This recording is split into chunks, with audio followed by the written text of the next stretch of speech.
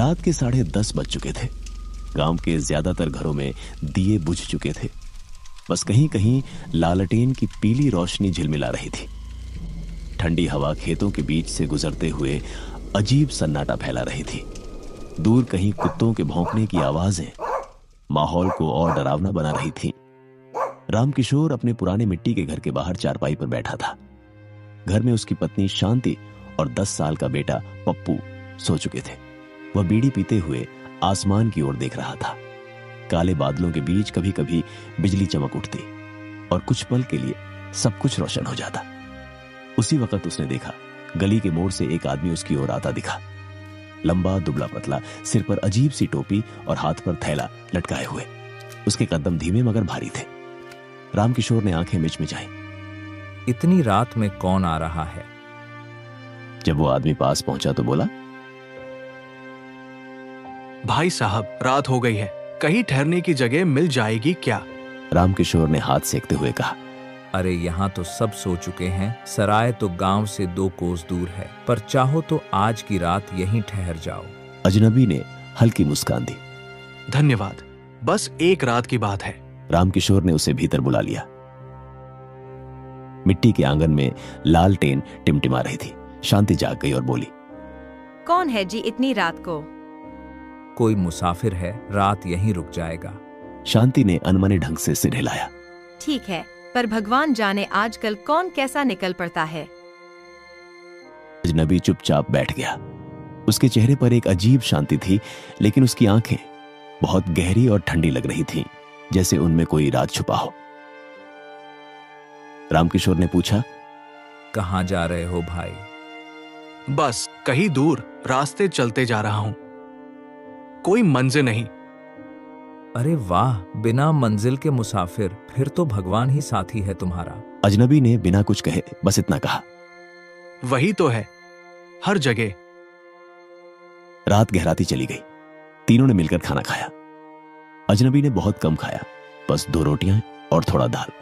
फिर बोला, अगर बुरा न मानो तो मैं बाहर बरामदे में ही सो जाऊं। जैसी तुम्हारी मर्जी। थोड़ी देर में सब सो गए, लेकिन रात के तीसरे पहर पप्पू की आंख खुली। उसे लगा कोई उसके सिर पर हाथ फेर रहा है। वो चौंक कर उठ बैठा। कमरे में मंद रोशनी थी, कोई नहीं था।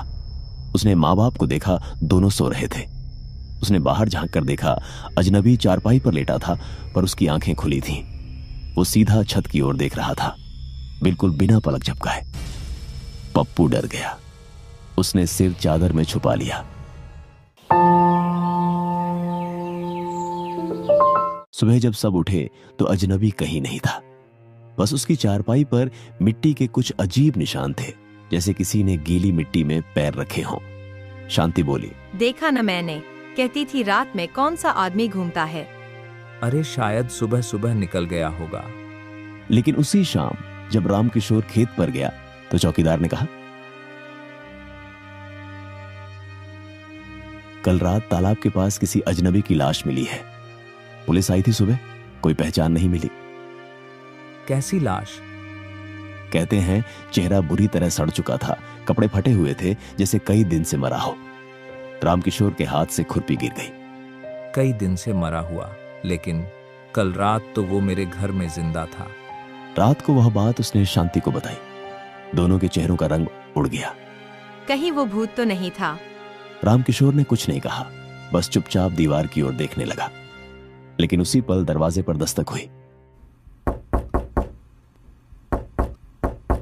शांति सिहर उठी। कौन है इतनी रात को? उसने कांपते स्वर में पूछा। बाहर से वही धीमी आवाज आई, भाई साहब, मैं फिर आ गया हूं, एक रात और ठहर जाओ। रामकिशोर का शरीर ठंडा पड़ गया। उसने दरवाजे की दरार से झांका। बाहर वही आदमी खड़ा था, लेकिन अब उसके चेहरे पर मिट्टी लगी थी और आंखें पूरी तरह लाल थीं।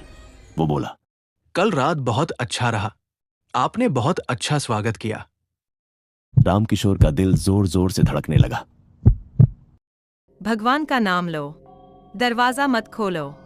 पर तभी दरवाजा अपने आप खुल गया। अंदर कोई हवा नहीं चली थी, फिर भी कुंडी हिली और फटाक से खुल गई। अजनबी धीरे धीरे अंदर आया। उसके पैरों से गीली मिट्टी टपक रही थी। जैसे वो दलदल से होकर आया हो। मुझे फिर वही जगह चाहिए, उसने कहा और बरामदे की ओर बढ़ गया। रामकिशोर बोल भी नहीं पाया, बस स्तब्ध खड़ा देखता रहा। अजनबी चारपाई पर लेट गया और आंखें बंद कर ली। सुबह जब सूरज निकला, चारपाई खाली थी।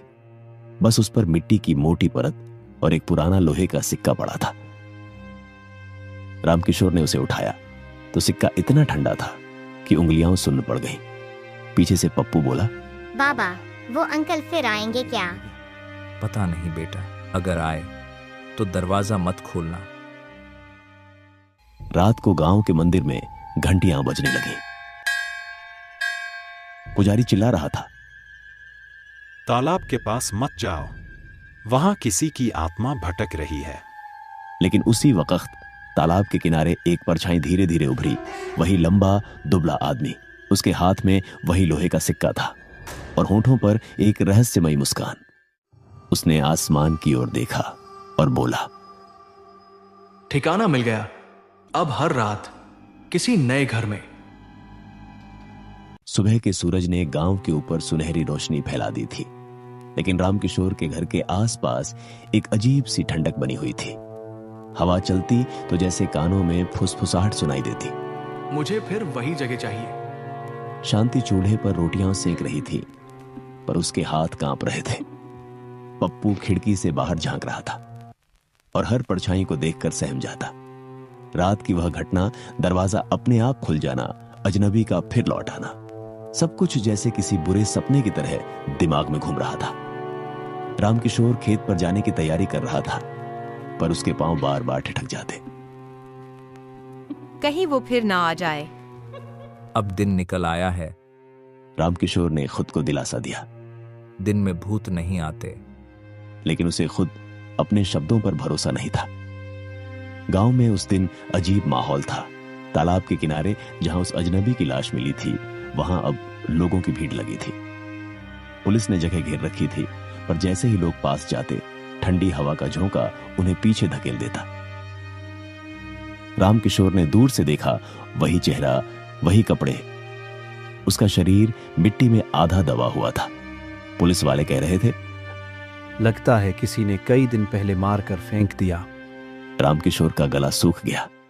लेकिन अगर ये मरा हुआ है तो कल रात मेरे घर कौन आया था? उसी पल उसके कानों में फिर वही आवाज गूंजी, मुझे फिर वही जगह चाहिए। उसने सिर झटका, पर आवाज नहीं रुकी। अब वो साफ सुनाई दे रही थी, जैसे कोई उसके ठीक पीछे बोल रहा हो। वो मुड़ा, कोई नहीं था।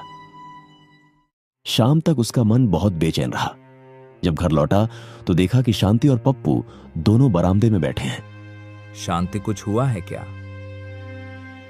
दिन में दरवाजा अपने आप खुल गया था, कोई था नहीं। पप्पू ने डरते हुए कहा, माँ, वो अंकल फिर आएंगे ना? चुप, वो कोई अंकल नहीं थे, वो कुछ और थे। फिर उसने भीतर जाकर वह लोहे का सिक्का उठाया जो कल सुबह चारपाई पर मिला था। उसे हाथ में लेते ही ठंडक उसकी हड्डियों में उतर गई। सिक्के पर कुछ उभरा हुआ लिखा था, ना लौटने वाले का निशान। वो शब्द जैसे उसकी नसों में दौड़ गए। उसने सिक्का कुएं में फेंक दिया। सिक्का गिरते ही कुएं के भीतर से छपाक की आवाज आई, फिर सन्नाटा। लेकिन कुछ पल बाद कुएं से धीमी हंसी की गूंज उठी। रात को उन्होंने दरवाजे, खिड़कियां सब कसकर बंद कर लिए। लालटेन जलाकर शांति ने भगवान की तस्वीर के आगे दीपक रख दिया। अब तो चैन से सो पाएंगे।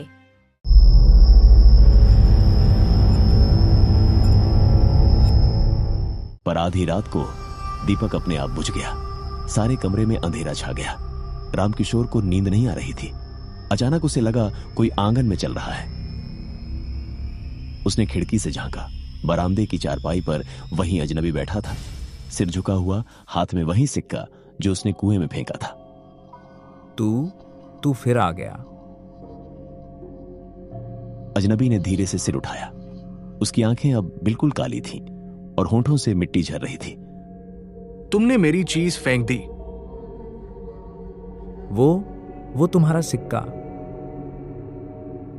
मेरा निशान था। जहां वो रहता है वहां मैं भी रहता हूं। अजनबी बोला और उसकी आवाज मानो चारों ओर गूंजने लगी। शांति दौड़कर कमरे से निकली, हाथ में तुलसी की माला लिए। भगवान का नाम लो, दूर हटो, उसने चिल्लाकर कहा। अजनबी ने उस पर नजर डाली। उसके चेहरे पर अब एक डरावनी मुस्कान थी। तुम्हारे भगवान यहां नहीं आते। और वो धीरे धीरे धुएं में बदल गया। अगली सुबह गांव वाले इकट्ठा हुए। रामकिशोर ने सारी बात बताई, पर किसी ने विश्वास नहीं किया। भूत वूत कुछ नहीं होते, तुम लोगों को वहम हुआ है। पंडित हरिप्रसाद ने कहा, नहीं बेटा, यह जगह अब अपवित्र हो चुकी है। जिस आत्मा को शांति नहीं मिली वो बार बार लौटती है। तो क्या करें बाबा? आज रात मैं पूजा करूंगा, उस आत्मा को बांधने की कोशिश करेंगे। रात को गांव के 4 आदमी आए, मंदिर से घंटियां, मंत्र और धूप की खुशबू लेकर। घर के आंगन में वे सब जमा हुए। पंडित ने कहा, किसी भी हालत में लालटेन मत बुझने देना। अगर बुझ गई तो सब खत्म। पूजा शुरू हुई। मंत्रों की आवाज गूंजने लगी, लेकिन तभी हवा चलने लगी, तेज फिर और तेज। लालटेन झिलमिलाई। शांति ने उसे बचाने की कोशिश की, पर अचानक लौ बुझ गई। सब अंधेरा। पंडित चिल्लाया, दिया जलाओ जल्दी। तभी चारपाई अपने आप हिलने लगी। बर्तन गिर पड़े, दीवारों पर जैसे कोई खरोंच रहा हो। पप्पू चिल्लाया, बाबा वो आ गया, वो आ गया। अंधेरे में किसी की परछाई धीरे धीरे उभरी। वही अजनबी। अब उसका शरीर पूरा डरावना दिख रहा, मगर उसकी आंखें लाल अंगारों जैसी जल रही थीं। मुझे जगह चाहिए। तुमने मेरी आत्मा को बांधने की कोशिश क्यों की? पंडित ने मंत्र पढ़ना शुरू किया। ओम नमो भगवते, ओम नमो भगवते। अजनबी ने गुर्राते हुए पंडित की ओर देखा और जमीन से उठती हवा ने सारे फूल, दिए और राख हवा में उड़ा दिए। रामकिशोर ने साहस कर कहा, कौन है? तुझे क्या चाहिए? अजनबी ने ठंडी हंसी हंसी। मुझे बस ठिकाना चाहिए जहां मैं अधूरा नहीं रहूं। अधूरा? कैसी अधूरा? हाँ, उसने धीरे धीरे पास आते हुए कहा, मेरा शरीर तो मरा, पर आत्मा को किसी ने जलने नहीं दिया। मेरी चिता अधूरी रह गई थी। अब मैं हर घर में जाता हूँ जब तक कोई मेरी आत्मा को पूरा मुक्त न करे। शांति कांपते हुए बोली, अगर हम तेरी चिता जलाए तो तू चला जाएगा। अजनबी कुछ पल चुप रहा, फिर बोला, हाँ, पर ध्यान रखना, अगर किसी ने डर दिखाया तो मैं सबको साथ ले जाऊंगा। अगली सुबह पंडित ने सब गांव वालों को बताया कि आज शाम उस अजनबी की चिता फिर से जलानी होगी।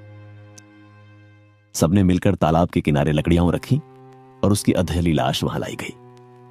सूरज डूबने को था। हवा में अजीब सी गंध थी, सड़ी मिट्टी और धुएं की। रामकिशोर, शांति और पप्पू भी वहां थे। पंडित ने कहा, अब जब आग लगाओगे तो पीछे मत देखना, आत्मा निकल जाएगी। रामकिशोर ने माचिस जलाई और लकड़ियों में आग लगा दी। धीरे धीरे लपटें उठी, जलने की गंध हवा में घुल गई। सब पीछे हट गए, लेकिन अचानक किसी ने पीछे से आवाज दी, मुझे फिर वही जगह चाहिए। रामकिशोर का दिल जैसे रुक गया। वो वही आवाज थी। उसने पीछे देखा, वही अजनबी खड़ा था, मुस्कुरा रहा था। तू तो जल रहा है। वो मेरा शरीर है, पर आत्मा अभी नहीं गई। क्यों नहीं गई? पंडित चिल्लाया। क्योंकि जिसने मुझे मारा वो अब भी जिंदा है। यह सुनकर सब सन्न रह गए। रामकिशोर ने डरते हुए पूछा, किसने तुझे मारा था? अजनबी ने धीरे से तालाब की ओर इशारा किया। वही गांव का चौकीदार। सारे लोग चौकीदार की ओर देखने लगे। उसका चेहरा पीला पड़ गया। मैं कुछ नहीं जानता। वह बड़बड़ाया। अजनबी ने कहा, तूने मुझे रात में धोखे से मारा था, मेरे सिक्के छीन लिए थे,